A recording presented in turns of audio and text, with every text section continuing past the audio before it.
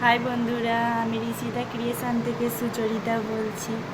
এখন আমার শরীরটা খুবই খারাপ। তোমাদেরকে দেখেছিলাম যে আমার নাকের গোড়ায় পুচকুড়ি হয়েছিল, কিন্তু কেন হয়েছিল এখন বুঝতে পারছি। আমি মুখটা কেন ঢাকা দিয়ে রয়েছে ওটা আমি পরে বলছি তোমাদেরকে। দেখো, আমার মেয়েও এসছে আমার কাছে, এসে আমাকে দেখাচ্ছে ঘরে চলো। কিন্তু আমি কিছু হাতের কাজ করি। দেখো, এই যে হাতের কাজ আমি করি, কিন্তু আমি এত অসুস্থ হয়ে গেছি যে আমি হাতের কাজটা ঠিক মতন জমা দিতে পারিনি। কিন্তু কাজটা তো করতেই হবে, যার জন্য এরম শরীর অসুস্থ নিয়েও আমায় কাজটা করতে হচ্ছে। দেখো, আমি কাজ করছি, অনেক রকমেরই মানে কাজ জানি আমি, তো কাজ করি। দেখো ঋষিতা, দেখো আজকে তবু তোমাদের সঙ্গে আমি কথা বলতে পারছি। দুদিন আগে এমনই আমার অবস্থা ছিল যে আমি কথা কেন খেতে পর্যন্ত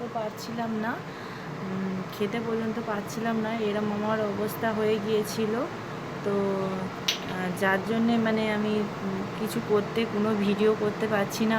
আজকে একটু সুস্থ বোধ মনে করেছি, যার জন্য তোমাদের সঙ্গে আমি এটা শেয়ার করছি যে তোমাদের কার কার এই জিনিসটা হলে যে কি কষ্ট, কতটা পরিমাণে কষ্ট হয়। মানে আমার তো কোনো দিন হয়নি, এবার আমাদের বাড়িরও কোনো দিন এই জিনিসটা হয় না। আমার মেয়ে খুব অন্যায় করছে, দেখো প্রচুর অন্যায় করছে। একটা জলের বোতল, এই যে মাফলার দেখছো, গরমের মাফলার, আমি ওটা মাথায় বেঁধে, আমি কানে বেঁধে আমি মানে শুয়ে থাকতাম। এতটাই যন্ত্রণা হতো। মানে আমার যে জিনিসটা হয়েছে সেই জিনিসটার নাম হলো মামস।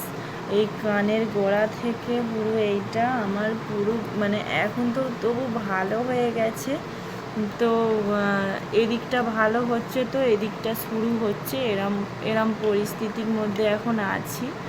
তো ঘরে বসে বসে তো ভালো লাগছে না, বলি তোমাদেরকে এটা শেয়ার করি যে তোমাদের কার কার জিনিসটা হয়েছে আর কি করলে তাড়াতাড়ি ভালো হয়।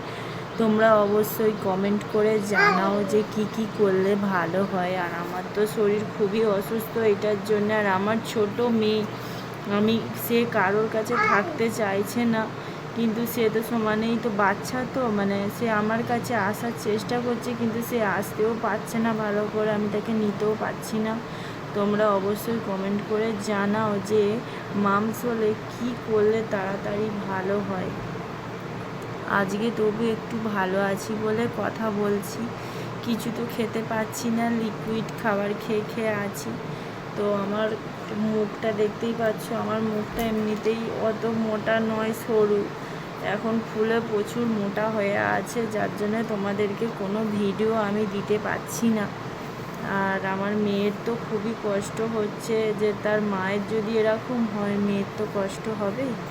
তো তোমরা প্লিজ কমেন্ট করে জানাবে। আর তোমাদেরকে এটাই আমার জানানো ছিল যে তোমরা হয়তো ভাববে যে আমি কেন ভিডিও দিচ্ছি না, হয়তো কোনো কারণে ভিডিও দিচ্ছি না, কিন্তু ভিডিওটা আমি এই জন্যেই দিতে পারছিলাম না, কাজটাও আমার জমা হয় না। তোমাদেরকে